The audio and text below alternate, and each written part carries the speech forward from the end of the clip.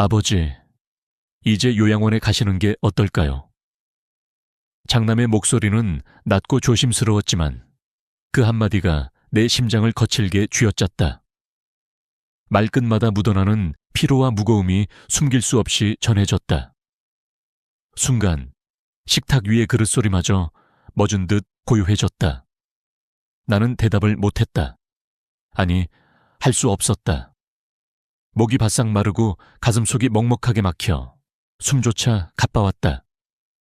72년 동안 수많은 풍파를 견뎌왔지만 이렇게 깊이 가라앉는 순간은 처음이었다. 나는 늘 가족을 위해 살았다. 젊은 날 부모님을 모시고 아내와 함께 아이들을 품에 안고 웃음을 지켜주려고 애썼다. 언제나 나는 울타리였다. 넘어질까봐, 다칠까봐 가족이 의지할 수 있는 든든한 기둥이 되고 싶었다. 그런데 이제 나는 그들의 울타리가 아니라 기댈 수 없는 짐이 되어버린 걸까? 머릿속에 요양원이라는 단어가 번개처럼 스쳤다. 내겐 그곳이 마치 삶의 종착역 같았다. 정해진 시간에 일어나고, 정해진 시간에 먹고, 정해진 시간에 자야 하는 곳. 문틈 사이로 빛조차 조절할 수 없는 생활. 내가 원할 때 나갈 수도, 내가 원하는 만큼 웃을 수도 없는 하루. 내 이름 대신 방번호로 불리는 삶. 그날 밤 잠이 오지 않았다. 시계 초침이 또각또각 귓가에 파고들었다. 눈을 감으면 자꾸만 떠오르는 건 젊은 시절 아버지의 굵은 손마디와 어머니의 굽은 허리였다. 그들은 한 번도 나를 버리려 하지 않았다. 그런데 나는 그 아들로서 이 나이에 떠나라는 말을 듣고 있었다. 혹시 내가 너무 오래 이 자리를 차지하고 있었던 걸까? 자녀들은 바쁘다. 그들의 삶도 무겁다. 머리로는 이해가 된다. 하지만 마음은 거부했다. 사랑하는 가족 곁에서 나이 들기를 꿈꿨는데 그 꿈이 조용히 무너지는 소리를 나는 분명히 들었다. 창밖은 새벽의 정막에 잠겨 있었다. 불 꺼진 아파트 창문들이 줄지어 서 있었다. 저 창 너머에도 나처럼 이 밤을 견디는 노인이 있겠지. 간병인을 쓸까? 요양원에 갈까? 혼자 남을까? 왜 우리의 노년은 이렇게 선택지가 좁고 차가울까? 아침이 오면 뭐라고 할까? 그래, 가겠다 라고 순순히 말할까? 아니면 조금만 더 기다려달라고 붙잡을까? 하지만 미루면 미룰수록 그들의 어깨는 더 무거워진다. 나는 알고 있었다. 결국 떠나야 한다는 것을. 문제는 내가 떠날 곳이 살만한 곳이냐는 거였다. 그 새벽 나는 결심했다. 남들이 정해준 길 위에만 서 있지 않겠다고. 비록 그 길이 험하고 낯설어도 나답게 살 수 있는 길을 찾겠다고. 그리고 그 길 위에서 내 남은 날들을 스스로의 발로 걸어가겠다고. 그 결심이 나를 어디로 데려갈지 그땐 알지 못했다. 하지만 단 한 가지는 분명했다. 지금 멈추면 내 노년은 마지막을 향해 흘러가기만 할 것이다. 나는 아직 끝내고 싶지 않았다. 아직은 내가 살아야 할 이유가 남아 있었으니까. 나는 장남의 제안을 뒤로하고 잠시 그의 집에 머물렀다. 솔직히 말하면 그때까지만 해도 가족이 함께 사는 것이 가장 좋은 선택이라고 믿었다. 부모를 모시는 건 당연한 일이라 배웠고 나도 그 길을 걸어왔다. 그런데 며칠이 지나지 않아 그 믿음이 산산이 부서지기 시작했다. 저녁 식사 시간, 나는 조용히 밥을 먹고 있었다. 젓가락 끝이 그릇에 부딪히는 소리, 그 소리가 얼마나 컸을까? 며느리가 조심스레 말을 꺼냈다. 아버님, 혹시 방에서 식사하시면 어떨까요? 순간 젓가락이 허공에서 멈췄다. 이유를 묻지 않았다. 그러나 그녀는 곧 덧붙였다. 아버님이 밥 드실 때 젓가락 소리가 좀 커서요. 아이들이 집중을 못한다네요. 그날 이후 나는 혼자 방에서 밥을 먹었다. 식탁에서 내 자리가 사라졌다는 건 단순한 변화가 아니었다. 가족의 일원에서 머물다가는 손님이 되어가는 과정이었다. 밥상은 함께 숨을 쉬는 공간이었는데 그 숨결에서 나는 점점 멀어졌다. 작은 딸의 집도 크게 다르지 않았다. TV에서 뉴스를 보고 있는데 딸이 다가와 리모컨을 건넸다. 아버지, 아이들이 공부해야 하니까 소리를 조금만 줄이세요. 그 후로는 TV를 켜는 것조차 조심스러웠다. 밤이 되면 화장실에 가는 발자국 소리마저 문제가 됐다. 아버지, 밤에는 조심하세요. 발소리가 커서 애들이 깨더라고요. 나는 고개를 끄덕였다. 그리고 밤에는 물을 덜 마셨다. 될 수 있으면 화장실에 가지 않으려고 애썼다. 그렇게 조금씩 더 조용해졌고 조금씩 더 작아졌다. 집안의 그림자가 된 듯 나의 존재감은 희미해졌다. 그날 밤 한참을 천장을 바라봤다. 나는 지금 여기에 있어도 되는 걸까라는 생각이 머릿속에서 떠나지 않았다. 부모의 집은 자녀의 집이 될 수 있지만 자녀의 집은 결코 부모의 집이 될 수 없다는 말이 떠올랐다. 나는 더 이상 그 집의 주인이 아니었다. 그저 방 하나를 빌려 사는 세입자처럼 느껴졌다. 결국 나는 다시 내 집으로 돌아왔다. 하지만 그것이 끝이 아니었다. 혼자 사는 집은 조용했지만 그 조용함이 오히려 깊은 고독이 되어 가슴속을 파고들었다. 자녀와 함께 살 수 없다면 다른 방법을 찾아야 했다. 그리고 나는 간병인을 두기로 결심했다. 그 순간 나는 몰랐다. 자녀의 집에서 느낀 불편함이 단지 시작에 불과했다는 것을. 내가 앞으로 맞닥뜨릴 현실은 훨씬 더 복잡하고 훨씬 더 무거울 거라는 사실을. 간병인을 부르기로 한 건 단순했다. 나를 챙겨줄 가족이 없으니 돈을 주고서라도 도움을 받자는 생각이었다.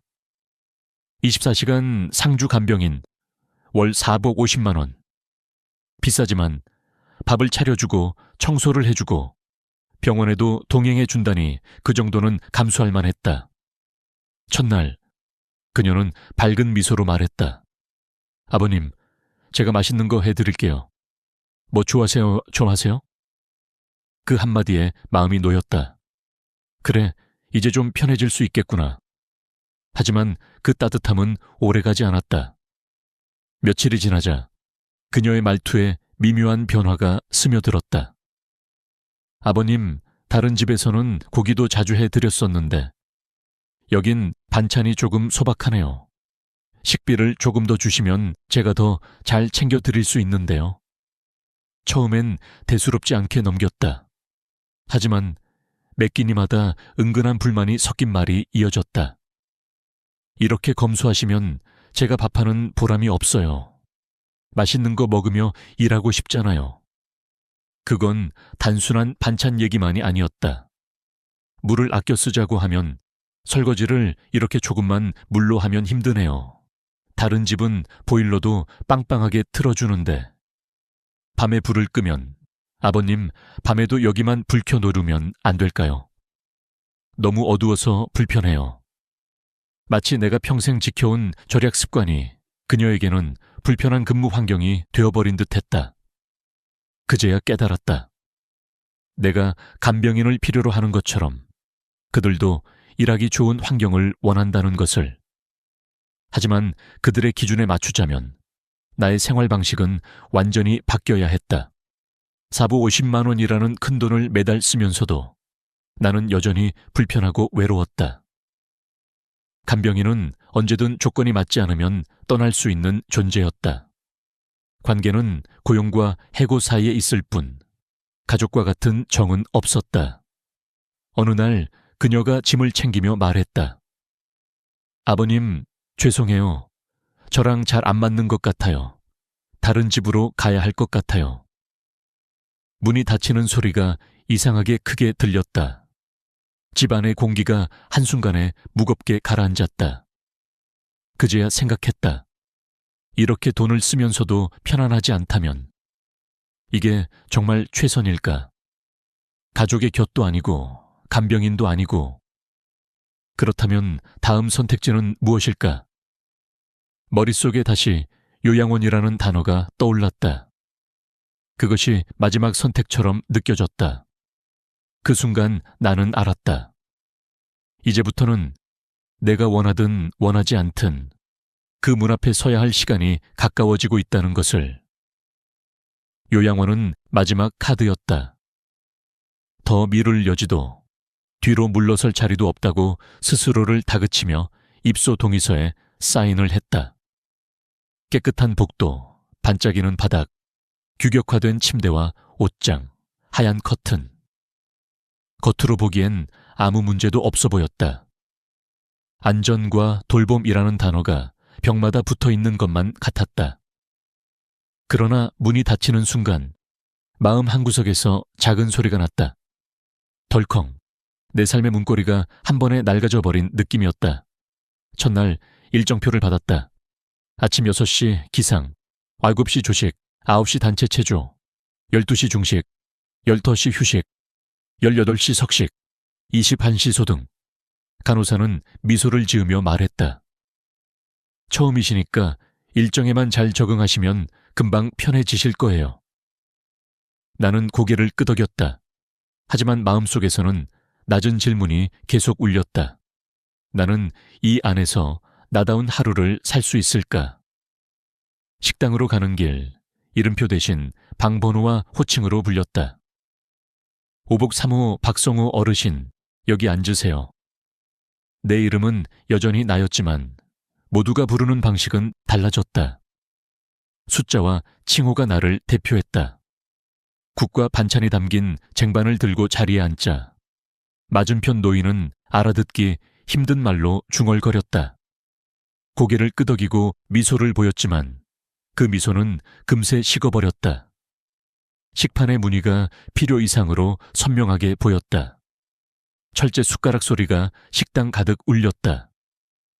가족과 먹던 밥상 소리는 따뜻했는데 여기서의 소리는 깨끗하고 차가웠다. 오전 9시가 되자 체조 시간이 시작됐다. 음악이 흐르고 선생님의 구에 맞춰 팔을 들었다 내렸다. 몸을 움직이는 건 나쁘지 않았다. 문제는 몸의 속도가 마음의 속도와 맞지 않는다는 것이었다. 조금 더 천천히 숨을 고르고 싶을 때에도, 조금 더 길게 느리고 싶을 때에도 이미 다음 동작으로 넘어가 있었다. 나는 대열에서 계속 반 박자씩 늦었다. 그럴 때마다 내 존재가 미세하게 삐걱거리는 소리가 났다. 낮잠 시간. 불이 줄고 복도는 고요해졌다.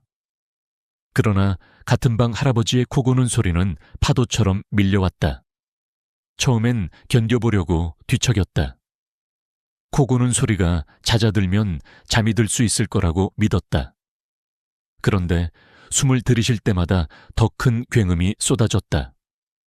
낯선 냄새, 낯선 숨소리, 낯선 리듬. 내가 살아온 수십 년의 밤이 단 이틀 만에 모두 바뀌어버렸다. 둘째 날 저녁, TV가 켜지자 간호사가 다정하게 말하는 척 단호하게 말했다. 박성우 어르신, 지금은 공용 시간입니다. 볼륨을 규정에 맞춰주세요. 나는 리모컨을 내려놓았다. 여기서는 모든 소리가 규정으로 시작해 규정으로 끝났다. 내 감정의 크기도, 내 침묵의 길이도 정해진 틀 안에 담겨야 했다. 약을 먹을 시간. 종이컵과 알약이 내 앞에 놓였다. 간호사가 시계를 힐끗 보았다. 어르신, 약이 식기 전에 드셔야 해요. 나는 고개를 끄덕이고 물을 들이켰다. 약의 쓴맛은 금방 사라졌지만 시간에 맞춰 삼켜야 하는 나라는 사실은 목 안깊숙이 남았다. 밤이 되자 복도 끝에서 소리가 났다. 옆방 할머니가 악몽을 꾸는지 신음과 외마디 비명이 번갈아 가며 터졌다. 잠깐이면 괜찮겠지 싶었는데 자정이 지나도 새벽 2시를 넘어도 간헐적으로 이어졌다. 간호사가 달려왔다가 돌아가면 잠깐 고요가 찾아왔지만 다시 낯선 밤의 파도가 요양원 전체를 스쳤다. 나는 눈을 감고 마음속에 문을 하나 만들었다. 문틈으로 바람이 샜다. 여기는 함께 사는 곳인데 왜 더 외로울까? 셋째 날 아침, 거울을 보니 얼굴빛이 노랗게 바랬다. 간호사는 건강체크표에 숫자를 적고 적응에 시간이 필요하세요 라고 말했다. 나는 숫자를 보지 않았다. 숫자는 내 상태를 설명할지 몰라도 내 마음을 위로하지는 못한다는 걸 첫 이틀 만에 알았다. 세면대에서 물을 틀었다. 차갑지도 뜨겁지도 않은 적정이라는 이름의 온도. 갑자기 손끝에 오래된 기억이 스쳤다. 새벽 어시장에 어머니를 모시고 갔던 젊은 날, 겨울바람을 막아주던 뜨거운 국밥 그릇의 온기. 그 온기는 누군가의 표준 온도가 아니라 나와 어머니에게 꼭 맞는 온도였다. 그 기억이 끓어오르는 순간 나는 알았다. 이곳의 모든 것이 나를 보호해 줄 수는 있어도 나를 살아있게 하지는 못한다는 것을. 저녁 식사 시간, 맞은편 노인이 숟가락을 떨어뜨리자 직원이 재빨리 주워 올렸다. 괜찮습니다니 어르신. 그 친절한 말 사이로 또박또박한 규칙의 발소리가 들리는 듯했다. 나는 식판의 국물에 비친 내 얼굴을 보았다. 어딘가 흐려졌다. 이름 대신 방번호로 불리고, 욕구 대신 시간표로 움직이고, 감정 대신 점검표로 기록되는 하루. 나는 점점 나에서 멀어지고 있었다. 그날 밤 소등 직전 간호사가 말했다. 박성우 어르신, 이제 취침 시간이니까 TV는 끄겠습니다. 화면이 어둠 속으로 빨려 들어갔다. 방 안에 남은 건 화장실의 희미한 불빛과 코 고는 소리, 그리고 아무데도 닿지 못한 내 한숨뿐이었다. 눈을 감았다 뜨는 사이 나는 결심했다. 여기서 도망치듯 나가야겠다. 이 결심은 요양원을 부정하려는 게 아니었다. 누군가에게 요양원은 반드시 필요한 곳일 수 있다. 다만 나에게는, 지금 이 순간의 나에게는 삶의 호흡을 너무 얕게 만드는 곳이었다. 나는 아직 내 속도로 숨쉬고 내 리듬으로 걷고 내 시간으로 웃고 싶었다. 다음 날 아침 퇴소 의사를 전했다. 직원은 놀라지 않았다. 대신 차분하게 절차를 안내했다. 방을 정리하며 침대 모서리를 한번 쓰다듬었다. 사흘 동안 내 몸이 누웠던 자리, 내 마음이 적응하지 못했던 자리. 커튼을 젖히자 늦어름 햇빛이 쏟아졌다. 그 빛 아래서 나는 아주 작게, 그러나 분명하게 중얼거렸다. 나는 나로 살겠다. 문을 나서는 발자국 소리가 복되 길게 울렸다. 숫자로 불리던 시간이 뒤로 물러났다. 바깥 공기가 폐 깊숙이 들어왔다. 아직 갈 곳은 정해지지 않았다. 하지만 나는 알았다. 남들이 깔아둔 길이 아니라 내가 선택한 길을 찾아야 한다는 것을. 안전과 통제 사이가 아니라 자율과 존엄 사이에 서 있어야 한다는 것을. 사흘 만에 나온 요양원의 문 앞에서 나는 하늘을 올려다보았다. 구름은 느리게, 그러나 분명히 흘렀다. 나도 그렇게 흘러가리라. 조금 돌아가도 좋다. 중요한 건 멈추지 않는 것. 나의 남은 날들이 숫자가 아닌 이름으로, 규정이 아닌 숨결로 기록되길 바라며. 나는 다시 한 걸음을 떼었다. 집으로 돌아온 첫날, 고요함이 나를 감쌌다. 그러나 그 고요함은 편안함이 아니라 묘한 불안이었다. 냉장고의 윙소리, 벽시계의 초침소리, 창밖 바람이 스치는 소리. 모든 소리가 크게 느껴졌다. 그 순간 깨달았다. 혼자 사는 노년의 가장 큰 위험은 사고와 발견의 지연이라는 것을. 만약 내가 넘어져 의식을 잃는다면 누가 나를 발견해 줄까? 자녀들은 바쁘고 이웃과도 왕래가 적은 현실에서 그 답은 공허했다.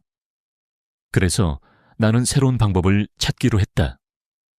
병원에서 상담을 받은 끝에 스마트 케어 시스템을 설치하기로 했다. 다음 날 젊은 설치기사가 와서 거실, 화장실, 침실에 센서를 달았다. 움직임이 일정 시간 이상 감지되지 않으면 자동으로 자녀와 이웃에게 알림이 가도록 설정했다. 낙상 감지 센서도 부착했다. 이제 혹시 모를 사고에 대한 대비책이 마련된 셈이다. 아침이 되면 스마트 스피커가 내게 말을 건넸다. 오늘은 흐리고 낮 기온은 24도입니다. 약 드실 시간입니다.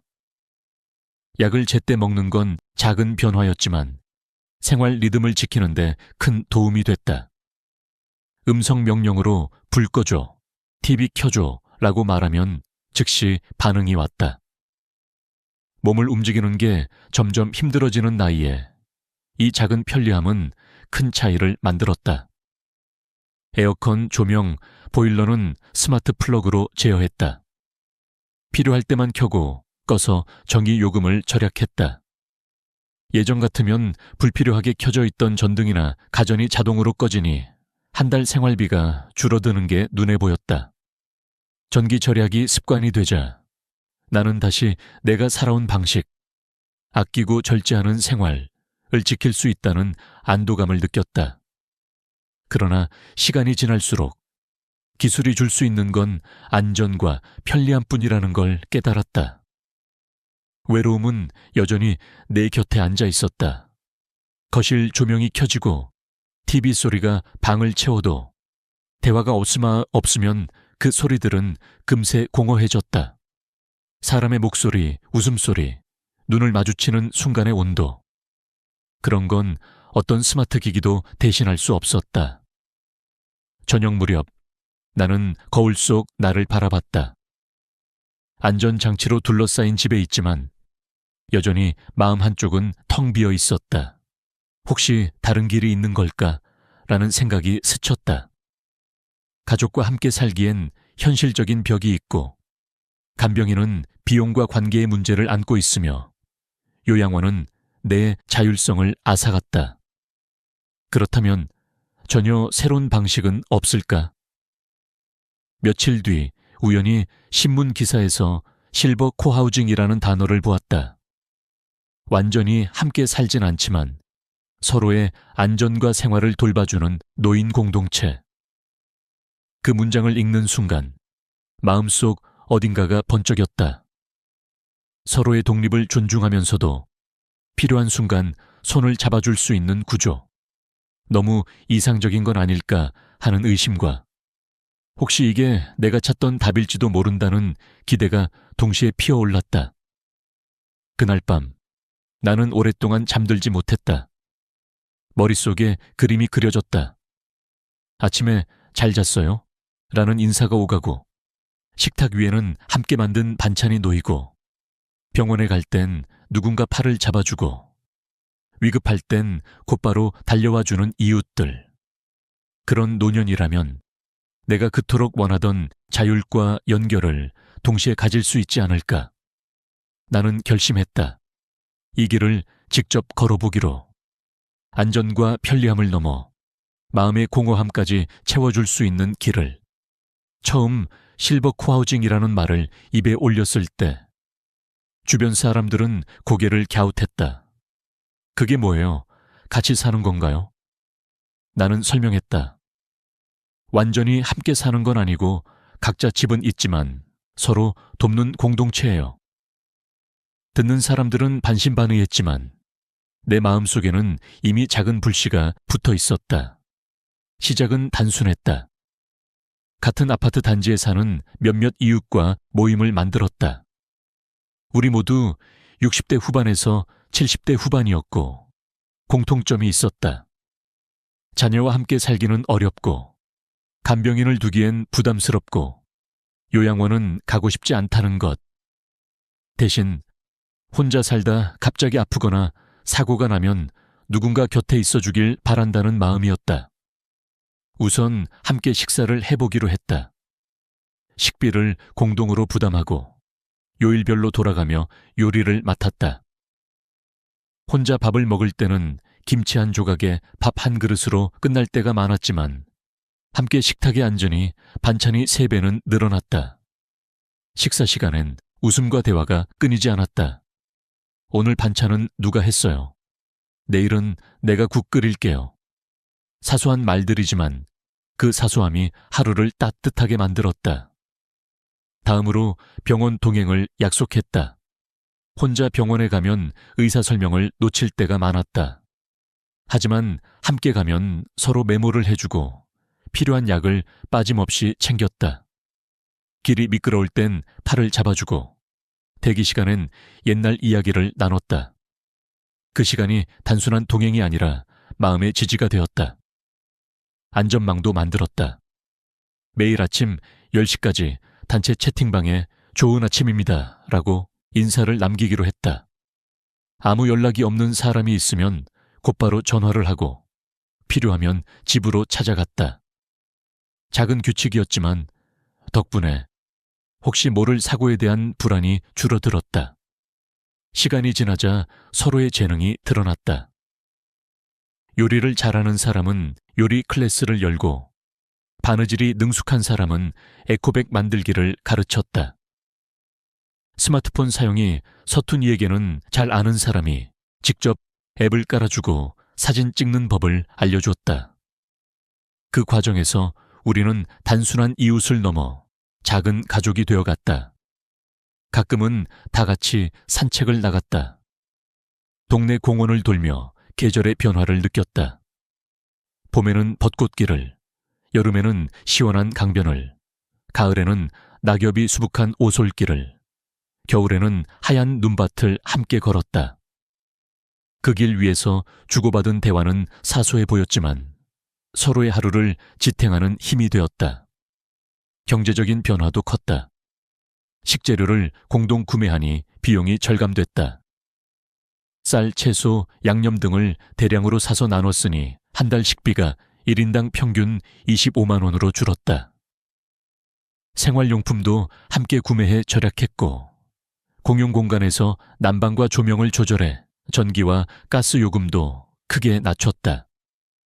의료비도 함께 줄일 수 있었다. 병원 갈 일이 생기면 서로 챙겨주고 건강관리 습관을 공유하면서 작은 질환은 미리 예방했다. 한 달 생활비를 계산해보니 불과 60만 원으로도 충분히 살 수 있었다. 요양원에서 350만 원을 쓰며 규칙에 묶여 살던 날과 비교하면 돈뿐만 아니라 마음의 자유까지 얻은 셈이었다. 무엇보다 하루하루가 외롭지 않았다. 누군가 나를 기다리고 내가 누군가를 기다리는 삶. 그것이 주는 힘은 돈으로 살 수 없는 것이었다. 어느 날 저녁 식사를 마치고 모두가 차를 마시며 웃고 있을 때 문득 깨달았다. 나는 더 이상 부담스러운 존재가 아니었다. 서로의 일상에 작은 힘이 되어주고 도움을 받는 만큼 주는 관계. 이곳에서 나는 다시 한번 함께 사는 기쁨을 배우고 있었다. 그리고 마음속으로 확신했다. 노년의 삶은 비싼 요양원에 의존하지 않아도 충분히 따뜻하고 의미 있게 살 수 있다는 것을, 내가 선택한 이 길이 앞으로 더 많은 이들에게 새로운 가능성이 되리라는 것을 우리는 늙는 것이 아닙니다. 단지 천천히 무너지고 있을 뿐입니다. 오랜 세월 동안 수많은 사람들의 얼굴을 들여다보며 피부에 대한 이야기를 나누고 그들의 눈빛 속에서 삶의 흔적을 읽어온 한 사람으로서 오늘 이 말씀을 드릴 자격이 있다고 생각합니다.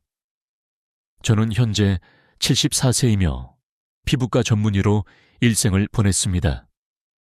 피부라는 것은 단순히 미용의 대상이 아니라 삶의 방식과 마음가짐, 그리고 우리가 얼마나 스스로를 사랑하며 살아왔는지를 고스란히 담아내는 거울이라 말할 수 있습니다. 제게는 오래도록 인연을 이어온 친구가 있습니다. 대학 시절부터 함께 나이를 먹고 함께 주름을 늘려왔던 그녀를 몇 주 전 오랜만에 다시 만났을 때 저는 말문이 막혔습니다. 그녀의 얼굴은 예전과는 달랐습니다. 단지 화장이 잘 된 정도가 아니었습니다. 뺨에 맴도는 윤기, 이마의 팽팽함, 눈가의 부드러움까지 마치 시간을 거슬러 20년 전으로 돌아간 듯한 인상이었습니다. 저는 조심스럽게 물었습니다. 무슨 시술이라도 받았어? 그녀는 빙긋 웃으며 대답했습니다. 그냥 내가 나를 조금 더 신경 쓰기 시작했을 뿐이야. 그 한마디가 제 마음 깊숙한 곳을 울렸습니다. 수십 년을 환자들에게 조언해오던 제가 정작 제 자신에게는 너무 인색하지 않았나 반성하게 되었습니다. 그날 밤 저는 욕실 거울 앞에 섰습니다.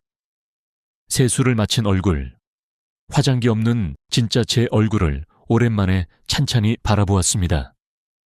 눈가의 얇은 선들, 입가의 굴곡, 턱선을 따라 느껴지는 미세한 탄력. 저하, 피부는 거짓말을 하지 않습니다. 몸보다 먼저, 마음보다 먼저 우리 삶의 흔적을 고백합니다. 그리고 그 고백은 생각보다 조용하고 부드럽게 다가옵니다. 젊었을 땐 미처 몰랐던 이 변화가 어느 날 갑자기 낯설게 다가오는 것이죠. 그런데 저는 그것이 결코 절망의 신호라고 생각하지 않습니다. 오히려 이제 나를 다시 돌볼 시간이라는 몸이 보내는 따뜻한 요청이라고 느낍니다. 왜냐하면 피부는 생각보다 훨씬 관대하고 또 회복력 있는 기관이기 때문입니다. 수십 년간 저는 수많은 60대, 70대, 심지어 80대 환자분들의 피부를 보며 한 가지 확신을 갖게 되었습니다. 그것은 바로 피부는 나이를 불문하고 회복할 수 있다는 사실입니다. 물론 회복의 속도는 개인마다 다를 수 있습니다. 하지만 진심을 담은 습관은 반드시 피부에 닿습니다. 그것은 마치 매일 아침 따뜻한 차 한 잔을 마시며 몸을 깨우듯 하루 15분만 나를 위해 사용하는 시간으로도 피부는 다시 생기를 찾을 수 있습니다. 중요한 것은 돈도 제품도 아닙니다. 당신의 마음입니다. 제 친구가 말했던 그 조금 더 신경 쓰기 시작한 삶은 사실 냉장고 속 평범한 요거트 한 통에서 시작되었고 그 위에 얹은 한 스푼의 꿀이었습니다. 너무 흔해서 너무 싸서 우리가 지나쳐버리는 그 재료들이 사실은 피부에 가장 정직한 대답이 될 수 있다는 것을 저는 그녀를 통해 다시 배웠습니다. 피부가 무너진다는 것은 단지 겉으로 보이는 노화 현상이 아닙니다. 그것은 우리가 더 이상 우리 자신을 우선순위에 두지 않는다는 신호일지도 모릅니다. 이 글을 읽고 있는 당신도 아마 같은 질문을 품고 계실 겁니다. 이 나이에 뭘 더 할 수 있을까? 그 질문에 제가 드릴 수 있는 대답은 단순합니다. 지금 이 순간부터 아주 작은 실천으로도 피부는 변화라는 응답을 보내기 시작합니다. 그 변화는 단 3일이면 충분히 감지할 수 있고 3주면 가족의 눈에도 보이며 3달이면 거울 속 당신이 먼저 느낍니다. 저는 그 진실을 수많은 환자들과 저 자신에게서 증명해 왔습니다. 지금 이 순간 당신의 거울 앞에는 선택이 있습니다. 포기할 것인지 혹은 다시 시작할 것인지. 그리고 저는 단언컨대 늦은 시작이란 없다고 말하고 싶습니다. 왜냐하면 피부는 지금도 기다리고 있기 때문입니다. 당신이 자신을 다시 사랑해 주기를, 손끝으로 보살펴 주기를, 그리고 삶의 흐름 속에서 다시 중심을 잡아주기를. 피부는 단순히 아름다움의 문제가 아닙니다. 그것은 당신 삶의 질서, 당신 마음의 균형, 그리고 당신 존재에 대한 존중입니다. 지금부터 함께 천천히 시작해 봅시다. 낡은 거울 속에 피로한 얼굴이 아닌 따뜻한 빛을 머금은 새로운 나를 만나는 여정. 그것은 단지 피부의 변화가 아니라 삶을 다시 사랑하는 방식이 될 것입니다. 피부는 나이보다 먼저 진실을 말합니다. 그것은 삶의 누적이며 몸이 보내는 기록입니다.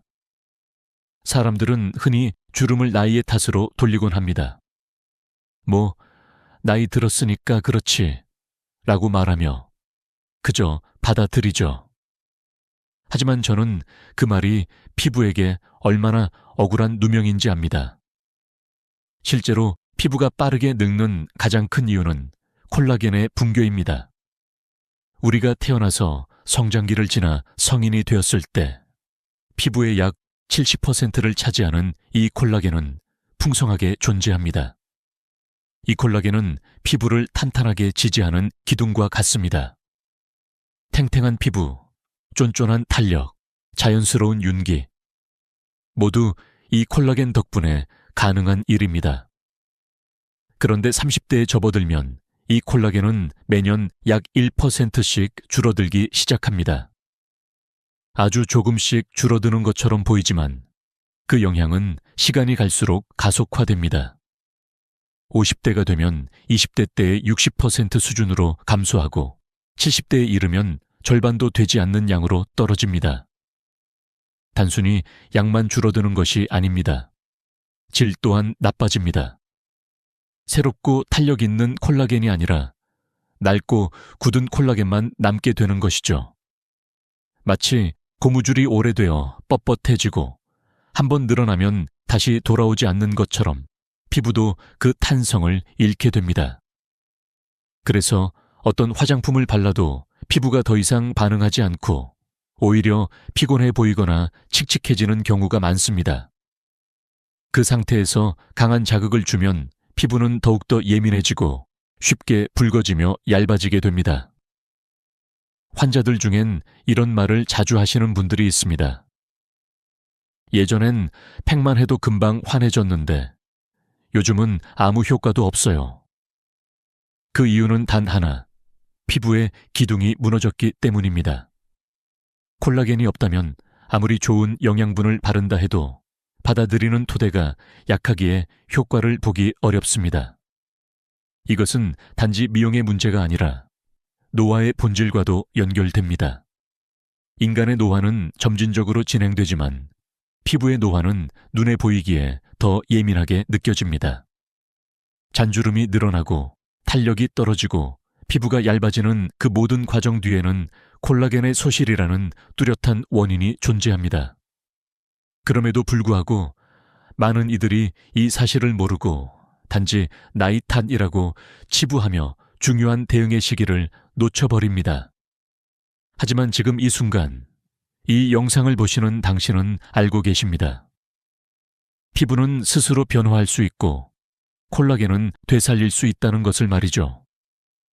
실제로 최근의 연구 결과에 따르면 특정 영양 요소와 자극을 꾸준히 줄 경우 피부 내 콜라겐 밀도가 평균 30% 이상 증가할 수 있다고 합니다. 이는 레이저 시술이나 고가의 앰플을 사용한 결과와 비슷한 수치이며 무엇보다도 부작용이 거의 없고 일상 속에서도 충분히 가능하다는 점에서 큰 희망이 됩니다. 저 역시 수많은 환자들에게 이를 증명해 왔습니다. 피부과 진료실에서 저는 더 이상 비싼 시술을 권하지 않습니다. 그보다 지금의 생활 습관을 다시 들여다보고 피부가 가장 잘 반응할 수 있는 환경을 만드는 것부터 시작하자고 조언 드립니다. 피부가 살아 숨쉬기 위해선 무엇보다도 토대가 필요합니다. 콜라겐은 바로 그 토대를 구성하는 가장 핵심적인 요소입니다. 마치 땅이 단단해야 건물이 오래가듯 피부 속 콜라겐이 든든해야 얼굴의 구조가 무너지지 않습니다. 그리고 이 콜라겐은 특별한 제품이 없어도 우리 몸속에서 얼마든지 다시 만들어낼 수 있습니다. 단지 우리가 그 기회를 주지 않았을 뿐입니다. 콜라겐을 만드는 세포들은 자극을 기다리고 있습니다. 깨끗한 혈류, 충분한 수분, 천천히 스며드는 자연 재료, 그리고 무엇보다 나를 소중히 여기는 손길이 그 자극이 됩니다. 그렇기에 저는 오늘 여러분께 말하고 싶습니다. 당신의 피부는 늙은 것이 아닙니다. 아직 돌봄을 기다리는 중입니다. 이제는 콜라겐의 손을 잡아줄 시간입니다. 당신의 손끝에서부터 변화는 시작될 수 있습니다. 이 변화는 생각보다 조용하지만 놀랍도록 깊고 강하게 당신의 얼굴에 닿을 것입니다. 단 한 번의 선택으로도 피부는 방향을 바꿉니다. 지금이 그 순간입니다. 제게는 아직도 또렷이 기억나는 한 분이 있습니다. 그분은 올해로 74이신 윤미정 어르신이셨고, 처음 진료실에 들어섰을 때는 피부뿐 아니라 표정까지도 지쳐 있었습니다. 볼에는 거뭇하게 자리 잡은 기미가 짙게 퍼져 있었고, 전체적으로 피부결이 거칠고 건조하여 작은 주름들이 가득했습니다. 하얀 피부 위에 드러나는 세월의 흔적이 그녀의 고단했던 삶을 말해주는 듯 했지요. 진료 중 그녀는 제게 조용히 물었습니다. 교수님, 이제는 그냥 포기해야겠죠. 나이 탓이지, 뭐. 그 순간 저는 대답 대신 아주 조용한 제안을 하나 드렸습니다. 시술도 아니고 약도 아닌 단 2가지의 재료. 바로 무가당 플레인 요거트와 꿀 한 숟가락이었습니다. 그녀는 의아한 얼굴로 저를 바라보았지만 믿어보겠다는 듯 고개를 끄덕였고, 저는 그 뒤로 아무 말도 하지 않았습니다. 단 3일이 지나고 그녀가 다시 병원을 찾았습니다. 저는 깜짝 놀랐습니다. 그녀의 볼은 이전보다 눈에 띄게 매끄러워졌고 기미의 경계가 흐릿해져 있었으며 무엇보다 얼굴의 생기가 돌기 시작한 것이 느껴졌습니다. 저는 그때 확신할 수 있었습니다. 피부에 필요한 것은 언제나 비싼 성분이나 복잡한 기계가 아니라 피부가 받아들일 수 있는 자연의 리듬이라는 것을요. 그녀의 변화는 단순한 외형의 변화만이 아니었습니다. 그녀의 말투가 바뀌었고 눈빛이 달라졌으며 말끝마다 작은 웃음이 실렸습니다. 교수님, 사실 반신반의했는데 이게 진짜 효과가 있네요. 저는 그 미소를 보는 순간 이 작은 루틴을 더 많은 분들께 알려야겠다고 결심하게 되었습니다. 요거트는 단순히 유산균이 많은 식품이 아닙니다. 피부에 직접 발랐을 때 그 안에 포함된 젖산이 피부에 자극 없이 각질을 부드럽게 정리해주고 콜라겐 생성을 도와주는 천연 유기산으로 작용합니다. 여기에 꿀은 보습력과 항균력을 동시에 갖춘 자연의 선물로 피부를 진정시키고 얇아진 피부 장벽을 강화해주는 효과를 가져다 줍니다. 이 2가지가 만나면 피부는 마치 오랜 잠에서 깨어나듯 천천히, 하지만 확실하게 반응하기 시작합니다.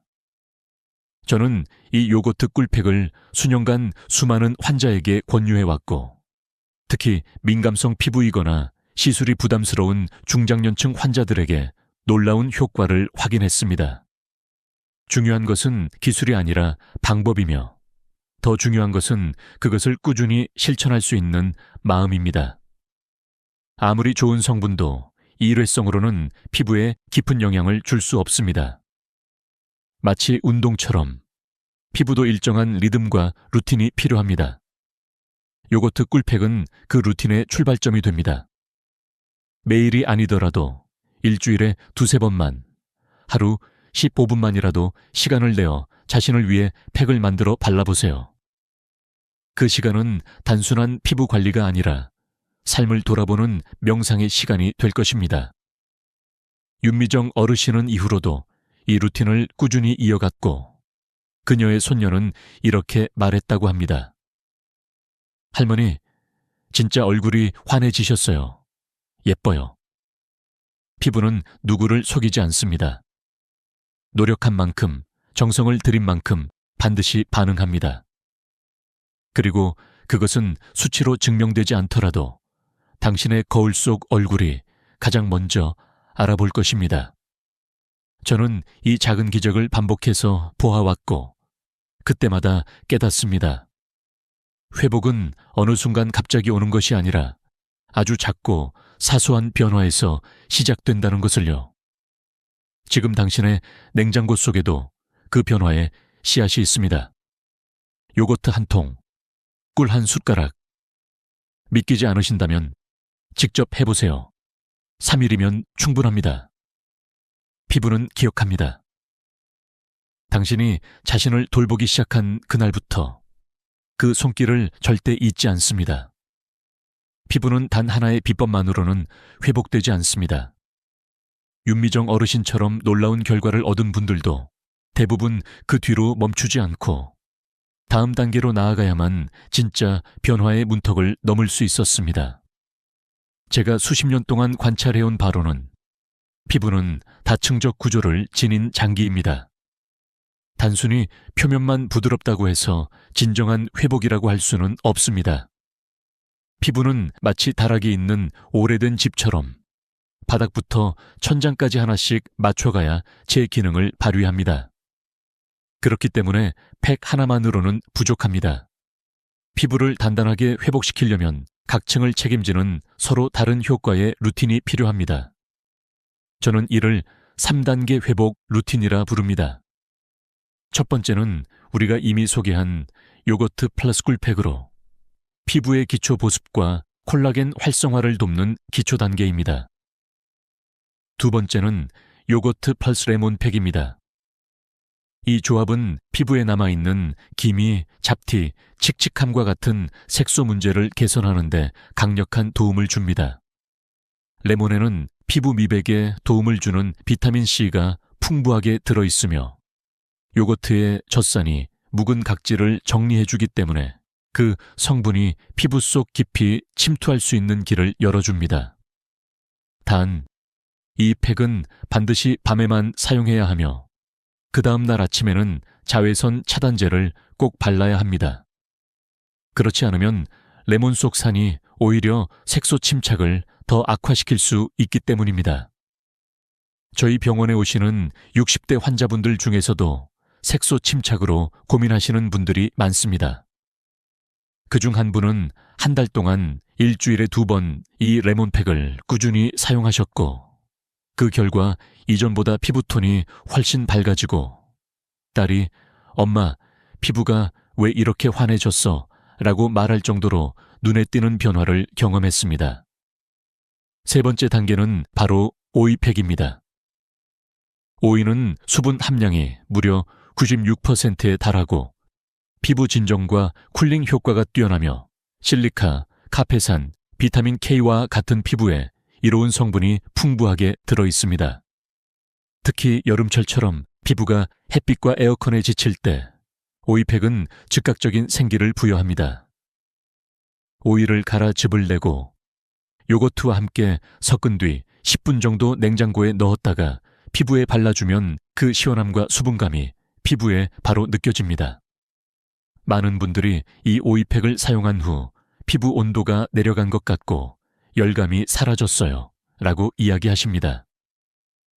요거트 플러스 꿀로는 회복을 시작하고 요거트 플러스 레몬으로 색을 밝히고 오이팩으로 수분과 생기를 채우는 이 3단계 루틴은 서로 다른 각도에서 피부를 회복시키며 반복될수록 그 효과가 더 강해집니다. 여기서 중요한 점은 이 순서를 지키며 매주 다른 팩을 번갈아 사용하는 것입니다.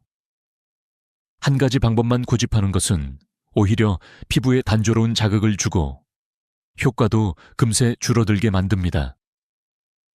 피부도 사람처럼 새로운 자극과 리듬을 기억하고 반응하기 때문에 매주 주제를 바꾸는 것이 훨씬 효과적입니다.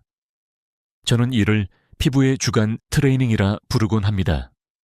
예를 들어 첫째 주에는 요거트 파스쿨팩으로 보습과 콜라겐을 충전하고 둘째 주에는 요거트 파스 레몬팩으로 색소를 정리하며 셋째 주에는 오이팩으로 피부열을 내려주고 넷째 주에는 팩을 쉬고 수분크림과 바세린만으로 회복에 집중하는 방식입니다. 이렇게 하면 피부는 휴식과 자극, 공급과 정리를 번갈아 경험하면서 스스로 균형을 맞춰갑니다. 어떤 분들은 이렇게 말씀하십니다. 그거 너무 복잡하지 않나요? 기억도 못할 것 같은데요. 그런데 사실 이 루틴은 한 달에 단 3가지 재료만 있으면 가능합니다. 냉장고에 있는 요거트, 꿀, 레몬, 오이. 아주 평범한 것들이지만 이들을 어떻게 쓰느냐에 따라 피부의 운명은 바뀝니다. 당신이 하루에 15분만 시간을 내고 일주일에 두세 번만 정성껏 반복한다면 피부는 반드시 그 진심에 응답합니다. 고가의 제품 없이도 피부는 스스로 회복할 수 있는 능력을 가지고 있습니다. 단지 우리가 그 능력을 존중해주지 않았을 뿐입니다. 지금 이 글을 읽는 당신의 손끝에 회복의 가능성이 있습니다. 요거트 한 숟갈, 꿀 몇 방울, 잘 씻은 오이 반 개.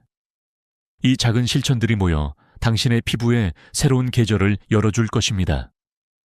이제 피부도 휴식과 회복의 리듬을 배워야 할 때입니다. 그리고 그 첫걸음은 오늘, 바로 지금 시작할 수 있습니다. 피부는 우리보다 더 잘 기억합니다. 언제 돌봄을 받았고 언제 방치되었는지를 정확히 알고 있습니다. 그래서 반복되는 루틴은 단순한 관리가 아니라 피부와의 신뢰를 쌓는 과정이 됩니다. 저는 이를 두고 피부의 기억 훈련이라고 부릅니다. 어떤 분들은 루틴을 어렵게 생각하지만 실은 피부는 매일같이 같은 시간에 똑같은 손길을 받을 때 가장 안정감을 느낍니다. 아침에 세수하듯 밤마다 이를 닦듯 팩을 바르는 시간도 하나의 생활 리듬으로 자리 잡으면 피부는 그 패턴에 반응하기 시작합니다. 저는 항상 환자들에게 추천드립니다. 팩을 하는 시간은 밤 9시에서 10시 사이로 정하라고요. 이유는 간단합니다. 피부의 세포는 밤 10시부터 새벽 2시 사이에 가장 활발하게 재생되기 때문입니다. 이 시간대에 피부 온도도 조금 올라가면서 우리가 바르는 유효 성분이 피부 속으로 흡수되기 가장 좋은 환경이 형성됩니다. 그 결과 같은 팩이라도 언제 바르느냐에 따라 효과가 현저히 달라집니다. 제가 진료했던 68세의 장영순 여사님은 오랫동안 수면 시간이 불규칙하고 관리도 제때 하지 못해 피부가 건조하고 늘어져 있었습니다. 그런데 한 달 동안 제가 말씀드린 시간에 맞춰 일주일에 3번 정해진 순서대로 팩을 하시고 충분히 수면을 취하시도록 권유드렸습니다. 그리고 한 달 후 그녀는 말 그대로 환해진 얼굴로 제 앞에 나타나셨습니다. 교수님, 거울 보는 게 즐거워졌어요. 밤마다 나를 챙겨준다는 느낌이 좋았어요. 이 말 속에는 피부뿐 아니라 그 자신에 대한 존중과 애정이 회복된 감정이 담겨 있었습니다. 저는 그 어떤 시술보다도 이런 변화가 더 의미 있다고 생각합니다. 피부는 영혼과 연결되어 있습니다. 우리가 스스로를 소중히 여길 때 피부는 그 감정을 반영합니다. 그렇기에 이 루틴을 시작할 땐 단순히 좋아지겠지 라는 기대만으로는 부족합니다. 대신 나는 나를 다시 돌보겠다는 약속이 필요합니다. 4주 루틴의 마지막 주는 회복 주간입니다. 이때는 팩을 쉬고 수분크림과 바세린만으로 피부를 감싸주는 휴식이 필요합니다. 마치 몸이 운동 뒤에 휴식을 통해 근육을 회복하듯 피부도 팩이라는 자극 후에 충분한 안정이 주어져야 재생이 촉진됩니다. 너무 자주 팩을 하거나 자극적인 성분을 반복적으로 사용하는 것은 오히려 피부에 피로를 줍니다. 따라서 회복의 리듬을 정확히 맞추는 것이 피부 관리의 핵심입니다. 바세린은 너무 과소평가되어 있는 재료입니다. 저렴하다는 이유로 간과되기 쉽지만 피부에 수분을 가두고 외부 자극으로부터 보호하는 데 이만한 것이 없습니다. 밤에 수분크림을 바른 후 쌀알만큼의 바세린을 아주 얇게 얹어주는 것만으로도 보습 효과는 배가 됩니다. 저는 바세린을 피부의 이불이라 표현하곤 합니다. 하루를 마무리하며 피부에 따뜻한 이불을 덮어주는 그 느낌은 생각보다 큰 위로가 됩니다. 피부는 작은 것 하나도 잊지 않습니다. 매일 반복되는 이 15분이 쌓이면 3개월 뒤 거울 속 당신은 분명히 다른 얼굴을 하고 있을 것입니다. 이 변화는 단순한 외형이 아니라 삶의 방식의 변화입니다. 정해진 시간에, 정해진 손길로, 정해진 리듬을 반복한다는 것. 그것은 피부를 향한 신호이자 나 자신에게 보내는 약속입니다. 이제 우리는 알게 되었습니다. 피부는 늙어서 망가지는 것이 아니라 우리가 그 리듬을 잃었을 때 무너진다는 것을요. 지금 이 순간부터 다시 시작하십시오. 너무 늦지 않았고 오히려 지금이 가장 빠른 시간일 수 있습니다. 피부는 기다리고 있었습니다. 당신의 손끝, 당신의 습관, 그리고 당신의 사랑을. 우리가 살아오며 가장 놓치기 쉬운 대상은 어쩌면 우리 자신일지도 모릅니다. 자식 키우느라, 남편 챙기느라, 집안 돌보느라 정작 나를 위한 시간은 뒷전이 되어버렸고 그 공백은 어느새 내 얼굴에 쌓여 깊은 주름이 되었고 내 눈빛에서 생기를 앗아갔습니다. 저는 오랫동안 수많은 어르신들을 만나면서 한 가지 공통된 말을 들어왔습니다. 이제 와서 뭘 해요? 그냥 그렇게 살아가는 거죠. 그런데 저는 그 말씀을 들을 때마다 가슴이 아픕니다. 왜냐하면 지금부터라도 달라질 수 있다는 걸 저는 누구보다 잘 알고 있기 때문입니다.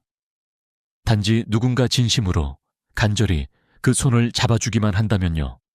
저 역시도 마찬가지였습니다. 수십 년간 피부를 연구하며 남들의 피부를 돌보는 일에 몰두해 왔지만 어느 순간부터 거울을 보는 것이 부담스러워졌습니다. 이맨 깊은 줄이 하나둘 생기고 눈겐 웃지 않아도 주름이 자리를 잡았으며 목 아래부터 처지는 느낌이 들기 시작했습니다. 아, 나도 늙는구나 하고 생각했지만 마음 한켠엔 이상한 저항감이 생겼습니다. 정말 이게 전부일까? 그 순간 저는 제가 수많은 환자들에게 해왔던 말을 제 자신에게 해주기로 했습니다. 지금부터라도 나를 다시 돌보자. 그렇게 저는 요거트와 꿀, 레몬과 오이를 다시 손에 들었습니다. 매일 밤 일정한 시간, 내 손끝으로 내 얼굴을 닦아주고 천천히 팩을 펴바르며 내 삶을 다시 마주하기 시작했습니다. 처음엔 변화가 느껴지지 않았지만 2주쯤 지나니 거울 속 내 얼굴이 달라졌습니다. 아니, 얼굴이 달라졌다고 느낀 건 어쩌면 내 눈빛이 달라졌기 때문일지도 모릅니다. 피곤했던 눈 밑이 맑아졌고 입꼬리가 스스로 올라가며 말투도 부드러워졌습니다. 피부는 곧 마음의 창문입니다. 마음이 회복되면 피부도 자연스럽게 따라옵니다. 이것이 제가 마지막으로 여러분께 꼭 전하고 싶은 이야기입니다. 요거트를 바르는 손길이 사실은 스스로를 쓰다듬는 손길이 되고 꿀을 섞는 시간이 내 안의 상처를 치유하는 시간이 되며 오이즙을 바르는 그 차가운 감촉이 내 몸과 마음의 열을 식혀주는 위로가 될 수 있습니다. 지금까지 우리가 나눈 이야기에는 화려한 용어나 복잡한 설명이 하나도 없었습니다. 그것은 제가 이 이야기를 단지 피부를 위한 정보로 전하고 싶지 않기 때문입니다. 저는 이 영상을 통해 단 한 사람이라도 거울을 다시 정면으로 마주할 수 있는 용기를 가졌으면 합니다. 그 얼굴 위에 생기가 돌아오는 것을 보며 내가 아직 살아있고 내가 여전히 소중하다는 사실을 느끼셨으면 합니다. 피부를 회복하는 이 루틴은 단지 외형을 위한 것이 아닙니다. 그것은 존재의 회복을 위한 여정입니다. 하루 12~15분, 일주일 2~3번, 당신의 삶은 얼마든지 다시 설계될 수 있습니다. 그리고 그 변화는 아주 부드럽고 조용하게, 그러나 확실하게 당신의 얼굴과 삶을 바꾸어 갈 것입니다. 우리는 매일 무너져가는 시간을 살지만 동시에 매일 회복할 수 있는 기회도 가지고 있습니다. 그 기회는 고급 에스테틱에도 명품 크림에도 있지 않습니다. 오히려 당신의 냉장고, 당신의 송긋, 그리고 당신의 꾸준한 마음 안에 숨어 있습니다. 지금 이 순간 그 마음을 꺼내세요. 거울 앞에 선 당신에게 말하세요. 이제는 나를 돌볼 시간이다. 그러면 피부는 반드시 응답할 것입니다. 미세한 빛이, 미소가, 촉촉함이, 생기가 당신 안에서부터 다시 피어날 것입니다. 제가 그 길을 걸어왔듯 이제 당신 차례입니다. 피부는 기다리고 있습니다. 그 손길, 그 마음, 그 사랑을 어느 날 아무런 예고도 없이 찾아오는 순간이 있습니다. 평생을 살아온 익숙한 집에서 아침에 눈을 떴는데 창문 사이로 들어오는 햇살이 어쩐지 낯설게 느껴집니다. 거실로 나와 소파에 앉았지만 오늘 하루 나를 부를 사람이 없다는 사실이 뼈속까지 스며듭니다. 전화기는 조용하고 현관문은 굳게 닫혀 있으며 바깥 세상은 자동차 소리와 바람 소리로만 흘러가고 있습니다. 이건 단순히 혼자 산다는 두려움이 아니라 세상에서 내가 점점 사라지고 있다는 느낌입니다. 많은 사람들이 생각합니다. 집도 있고 자식들도 다 독립했고 이제는 편안하게 살면 되겠지. 하지만 현실은 그렇게 흐르지 않습니다. 몸은 예전 같지 않고 계단을 오르내릴 때 무릎이 시큰거리고 숨이 조금 가빠질 때가 생깁니다. 그러나 정말 무서운 건 몸의 변화가 아니라 나를 찾는 목소리가 사라진 그 고요함입니다. 마포구에 사는 한 할머니는 남편이 세상을 떠난 후 처음엔 혼자 살아도 괜찮다고 생각했습니다. 매일 TV를 켜고 간단한 밥을 해먹고 저녁에는 드라마를 보며 하루를 보냈죠. 그런데 석 달이 지나자 요일을 헷갈리기 시작했고 낮과 밤의 경계가 흐려졌습니다. 누군가와 대화를 나누는 일조차 사치처럼 느껴졌습니다. 그때부터 마음이 서서히 얼어붙기 시작했습니다. 과학은 이미 이 사실을 증명했습니다. 사회와 단절된 채 느끼는 외로움은 매일 담배 5개비를 피우는 것만큼 건강에 해롭습니다. 미국 브리거명 대학교 연구에서는 장기간 외로움이 사망 위험을 26%까지 높인다고 밝혔습니다. 한국보건사회연구원 보고서에 따르면 일상적인 대화나 교류가 없는 독거노인의 우울증 발병률은 그렇지 않은 사람보다 2배 이상 높습니다. 그래서 집을 고치거나 이사 계획을 세우기 전에 반드시 스스로에게 물어봐야 합니다. 오늘 하루 나를 불러줄 사람이 있는가? 그 답이 없다면 그것이 바로 경고음입니다. 아무도 나를 찾지 않는 구조 속에서 사는 것은 조용하지만 깊은 고립의 늪에 빠지는 것과 같습니다. 목수였던 72세 김 씨를 기억합니다. 아내가 세상을 떠난 뒤 그는 작은 목공소에서 하루를 보내곤 했습니다. 하지만 청력이 나빠지고 손이 느려지자 문을 닫았습니다. 그 후 그는 거의 밖에 나가지 않았고 이렇게 말했습니다. 일이 없는 건 괜찮아요. 하지만 아무도 내가 여기 있다는 걸 모르는 게 힘들어요. 그 말은 조용했지만 가슴을 깊게 파고들었습니다. 이것이 바로 깨닫는 순간입니다. 누구나 언젠가는 마주하게 되는 순간. 그러나 대부분 처음엔 알아차리지 못합니다. 친구 모임을 몇 번 건너뛰고 비 오는 날 외출을 미루고 다들 바쁘니까 라며 전화 한 통 걸지 않는 작은 습관들이 쌓입니다. 그리고 어느 날 집안의 침묵이 모든 것을 삼켜버립니다. 하지만 이것은 종신형이 아닙니다. 70세가 넘어도 인생의 대본은 다시 쓸 수 있습니다. 첫걸음은 새로운 집을 사는 것도 취미를 찾는 것도 아닙니다. 바로 나는 누군가에게 보이고 들리고 기억되어야 한다는 사실을 인정하는 것입니다. 그때부터 비로소 변화가 시작됩니다. 밖의 세상은 기다려주지 않지만 방법을 안다면 끌어당길 수 있습니다. 그리고 그 시작은 매일 발을 딛는 땅, 걷는 길, 마주치는 얼굴들 속에 있습니다. 그 환경이야말로 내가 살아가는지 단지 존재만 하는지를 결정하는 열쇠입니다. 사람은 혼자 사는 것보다 고립되는 것을 두려워합니다. 혼자는 익숙해질 수 있지만 고립은 마음을 잠식합니다.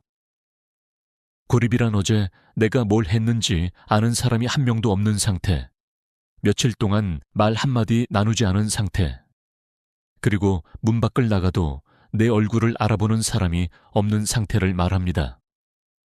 이럴 때 사람의 마음은 먼저 무너지고 그 후에 몸이 무너집니다. 무너진 마음은 우울증, 무기력, 불면증으로 이어집니다. 그래서 어디에 사느냐가 노후의 삶을 결정짓는 중요한 변수입니다. 나이가 들수록 멋진 인테리어나 넓은 평수보다 중요한 건 그 동네에 내 이름을 불러줄 사람이 있는가 하는 것입니다. 동네가 주는 연결감은 생각보다 강력합니다. 마치 보이지 않는 안전망처럼 매일의 일상을 붙잡아 줍니다. 좋은 동네에는 몇 가지 공통점이 있습니다. 첫째, 반복해서 마주치는 얼굴이 있다는 것. 엘리베이터에서 자주 보는 이웃, 슈퍼마켓의 아주머니, 약국의 직원처럼 내 얼굴을 기억하는 한 사람이 있으면 고립감은 크게 줄어듭니다. 둘째, 내가 갈 수 있는 루틴 장소가 있다는 것. 복지관의 노래교실, 마을 도서관의 독서 모임, 매일 걷는 산책로처럼 집 밖으로 나갈 이유가 있으면 마음은 덜 외로워집니다. 셋째, 응급 상황에 대비된 생활 방향이 있다는 것.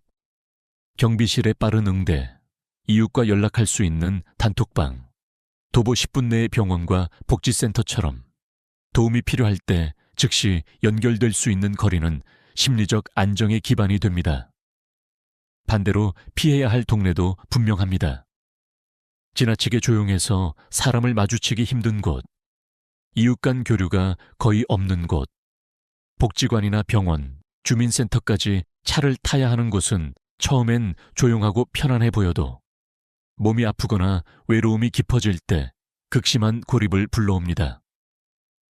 좋은 동네를 미리 알아보는 방법은 의외로 단순합니다. 커뮤니티가 활발한지, 경로당과 복지관 프로그램이 운영되고 있는지 확인하세요.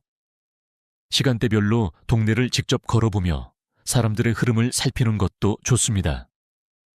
슈퍼, 약국, 병원에서 기본적인 인사가 오가는 분위기인지, 혼자 사는 어르신 비율은 어느 정도인지, 주민센터에 물어보면 대략적인 동네 구성도 알 수 있습니다. 저는 예전에 한 노부부를 인터뷰한 적이 있습니다. 이 부부는 아내의 건강 문제로 시골에서 서울 변두리로 이사를 했습니다. 처음엔 시끄럽고 번잡하다고 불평했지만 1년 후에는 여기 와서 살길 정말 잘했어요 라고 말했습니다. 그 이유는 간단했습니다. 동네 슈퍼 사장님이 어제 안 오셨네요 하고 물어봐주고 복지관에서 매주 한 번씩 연락이 왔기 때문입니다. 작은 인연들이 그들의 하루를 붙잡아준 것입니다.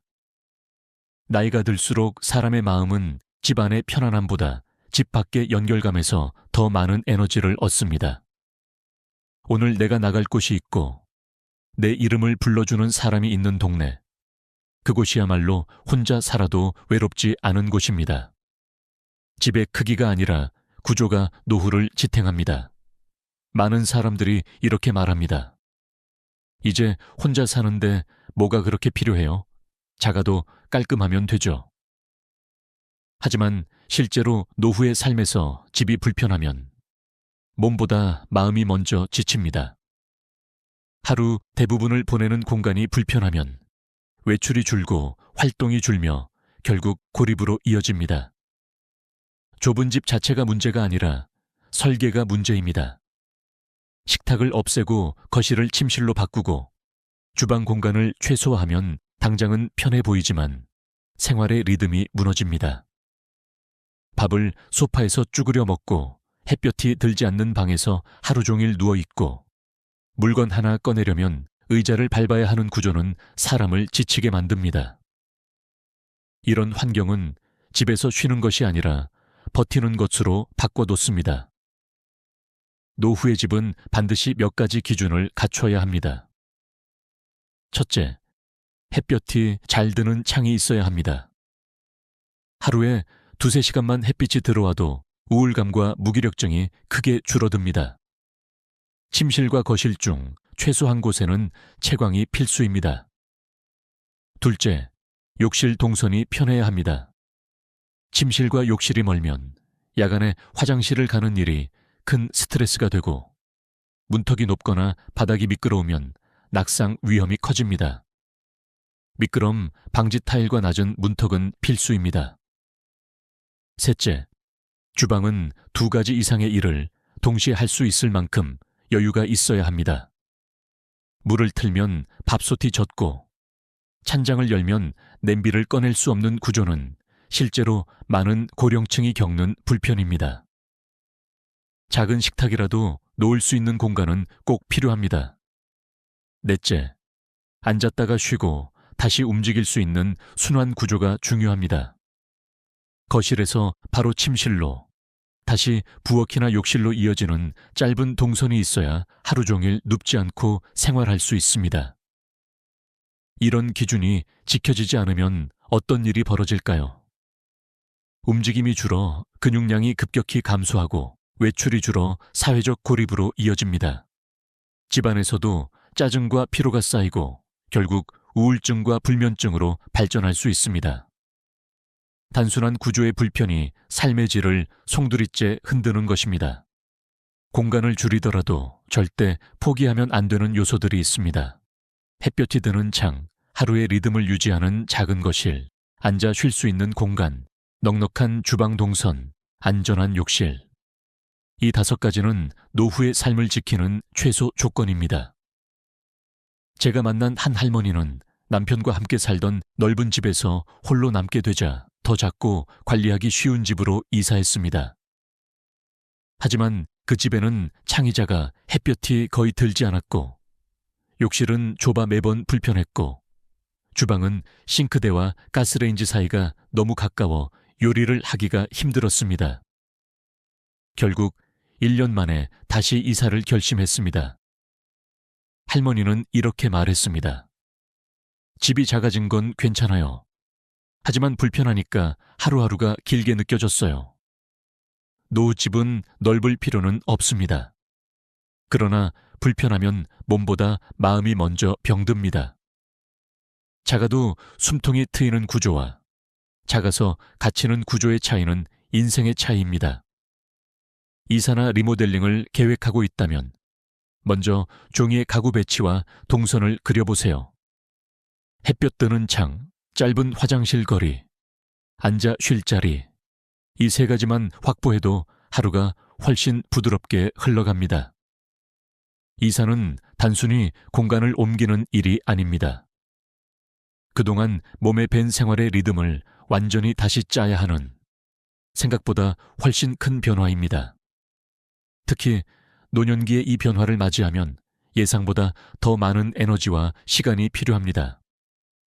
그래서 잘못된 시점에 이사를 하면 그 결정이 평생의 후회로 남을 수 있습니다. 첫째, 돌봄이 필요한 시기에는 절대 이사하면 안 됩니다. 남편이 쓰러졌거나 자신의 건강이 급격히 나빠졌을 때 환경을 바꾸면 기존에 쌓아온 도움망이 무너집니다. 동네 병원, 약국, 정기적으로 찾아주는 간호사, 익숙한 마트 직원과 경비 아저씨, 이 모든 비공식적인 돌봄 네트워크가 한 번에 끊어집니다. 이런 시기에 이사는 불안을 키우고 생활을 더 힘들게 만듭니다. 둘째, 자녀가 독립한 직후도 위험한 시기입니다. 아이들이 결혼하거나 집을 떠나면 공간이 갑자기 넓어지고 마음 한쪽이 허전해집니다. 이때의 감정은 상실감에 가깝고 아직 정서적으로 안정되지 않은 상태에서 내리는 결정은 충동적일 수 있습니다. 그래서 많은 경우 집 크기를 급격히 줄이는 선택을 하는데, 그러다 보면 식탁 하나 놓을 수 없는 주방, 손님을 맞이할 수 없는 거실, 수납 공간이 턱없이 부족한 집에 들어가게 됩니다. 줄이되 생활동선을 고려하지 않으면 불편함만 남습니다. 셋째, 감정이 격할 때 내리는 의사결정도 피해야 합니다. 외로움, 분노, 실망, 두려움 같은 감정이 터질 때 그냥 여기서 나가버릴까 하는 생각이 들 수 있습니다. 하지만 이 감정은 공간 때문이 아니라 상황 때문인 경우가 많습니다. 이사로 해결할 문제가 아니라는 뜻입니다. 이럴 땐 먼저 하루의 루틴을 바꾸는 것이 우선입니다. 주 1회 외출할 목적지를 만들고 복지관 프로그램을 등록하고 걷기 모임이나 자조 모임에 참여하는 것만으로도 이사 욕구가 줄어듭니다. 그렇다면 좋은 이사 타이밍은 언제일까요? 건강할 때, 감정이 안정됐을 때, 그리고 최소 6개월 이상 충분히 고민했을 때입니다. 단순히 떠나고 싶은 이유가 아니라 그곳에서 살고 싶은 이유가 분명할 때 이사해야 합니다. 그리고 떠나기 전에는 반드시 3가지 사전 탐색을 거쳐야 합니다. 첫째, 주 2, 3회는 미리 그 동네를 가서 아침, 오후, 밤의 분위기를 확인하세요. 둘째, 복지관, 주민센터, 병원, 마트가 도보권에 있는지 버스나 지하철까지의 거리도 체크하세요. 셋째, 혼자 사는 노인을 위한 커뮤니티가 있는지, 경로당이나 단지 내 모임이 활성화되어 있는지 확인하세요. 예전에 만난 68세 박 할머니는 남편이 병원에 입원하자 급히 시골집을 팔고 아들이 사는 도시 근처로 이사했습니다. 하지만 그곳은 복지관까지 차로 20분, 병원은 예약이 밀려 한 달씩 기다려야 하는 곳이었습니다. 결국 할머니는 서둘러 옮기지 말 걸 이라며 후회했습니다. 만약 건강할 때 미리 계획하고 몇 달간 직접 동네를 경험했더라면 결과는 달라졌을 것입니다. 이사의 핵심은 타이밍입니다. 몸과 마음이 무너지기 전에 충분히 준비된 상태에서 해야 합니다.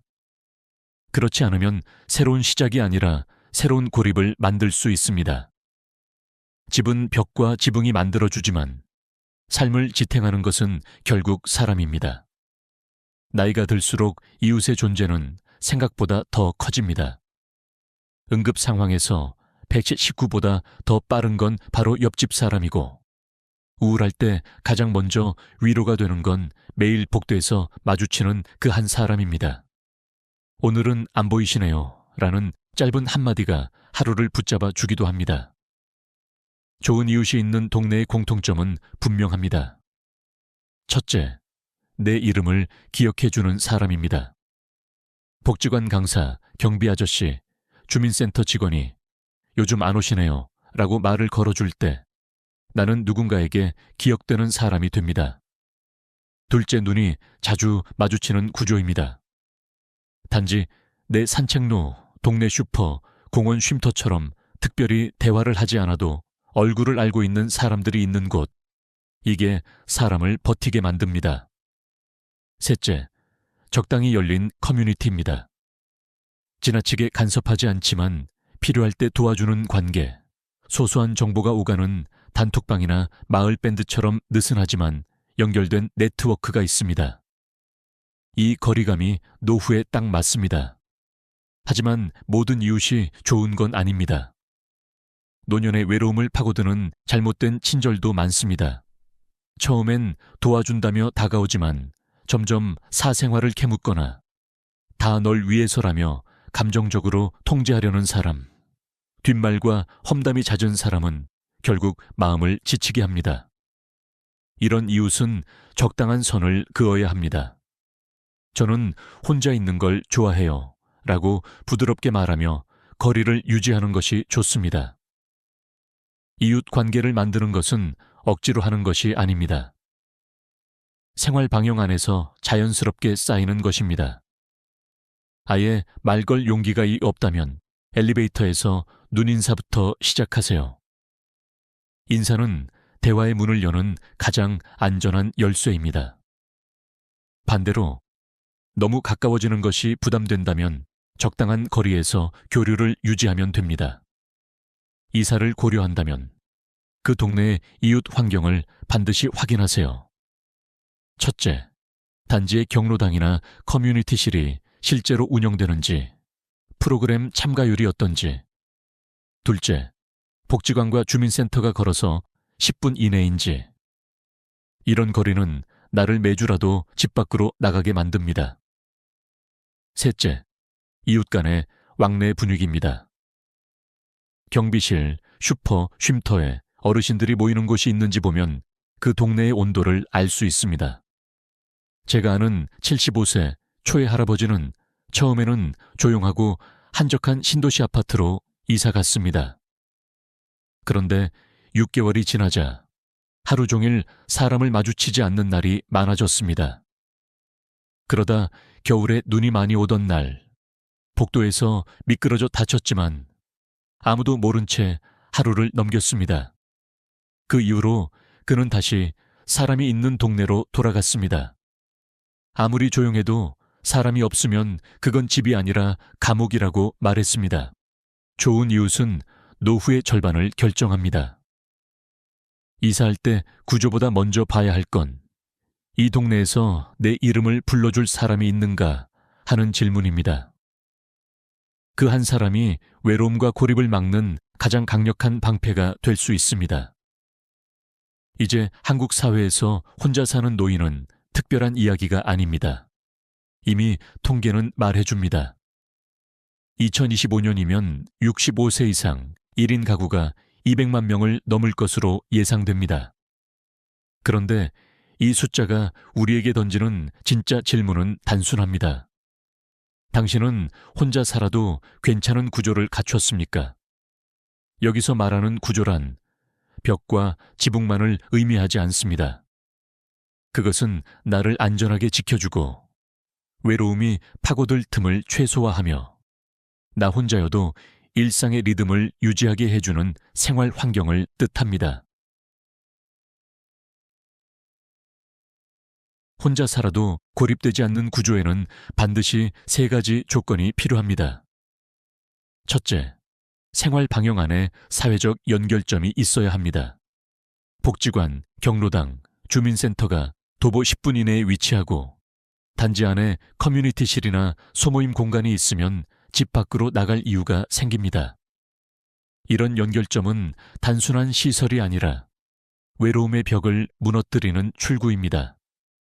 하루 중 한 번이라도 누군가와 마주치고 말을 건네는 순간 우리는 스스로가 살아있다는 감각을 되찾습니다. 둘째, 얼굴을 익힐 수 있는 반복 접촉 공간이 필요합니다. 동네 슈퍼, 단골 약국, 도서관처럼 자주 오가는 장소에서 아는 얼굴을 마주치는 경험은 고립감을 크게 줄여줍니다. 오늘은 일찍 나오셨네요. 며칠 안 보이시던데 괜찮으세요? 이런 짧은 인사가 마음의 온도를 높입니다. 실제로 일본에서 진행된 한 연구에 따르면 고령층이 아는 얼굴을 매주 3번 이상 마주치는 환경에서 생활할 때 우울증 위험이 30% 이상 낮아진다고 합니다. 셋째, 관리가 잘 되는 단지여야 합니다. 경비실의 응답 속도, 외부 방문자 통제, 비상벨과 응급상황 대응 시스템 같은 최소한의 보안망은 혼자 사는 사람에게 심리적 안정을 줍니다. 건강한 사람도 언젠가 긴급한 순간을 맞이할 수 있고 그 순간 주변의 대응 속도가 생명을 좌우합니다. 아무도 모르게 하루 종일 쓰러져 있는 상황을 막아주는 것이 바로 이 관리망입니다.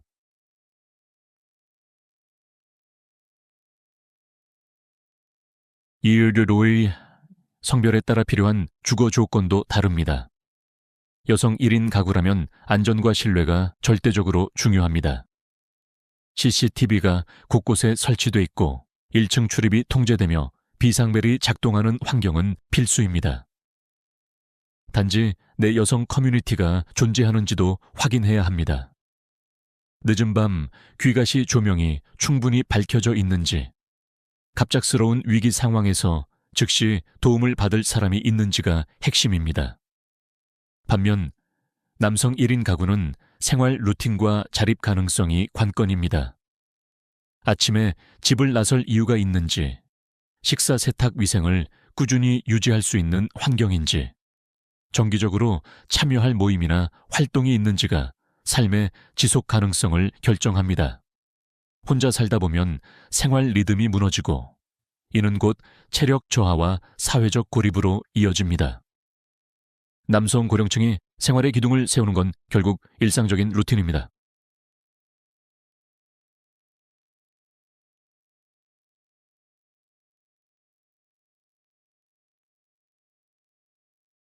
혼자 살기 좋은 집을 고를 때는 구체적인 체크리스트가 필요합니다. 병원과 약국이 걸어서 10분 이내에 있는지, 정기 진료나 응급 상황에 대응하기 좋은 위치인지 확인하세요. 엘리베이터가 있는지, 무릎 관절이나 허리에 부담 없이 이동할 수 있는지, 햇볕이 잘 드는 창이 있는지도 중요합니다. 햇볕은 우울감을 줄이고 생체 리듬을 유지하는 데 필수입니다. 거실과 침실이 분리되어 있는지도 살펴봐야 합니다. 공간이 분리되면 하루의 시작과 끝을 명확히 구분할 수 있어 생활 리듬이 무너지지 않습니다. 작은 식탁을 놓을 수 있는 공간이 있는지도 중요합니다. 식탁은 단순한 가구가 아니라 식사라는 중요한 생활 행위를 유지하게 해주는 장치입니다. 가족이나 친구가 쉽게 방문할 수 있는 거리인지도 꼭 체크해야 합니다. 정서적 연결은 물리적 거리에서부터 시작됩니다. 많은 사람들이 이렇게 말합니다. 나는 가족도 있고 친구도 있으니까 괜찮아. 하지만 물리적 거리는 관계를 약하게 만듭니다.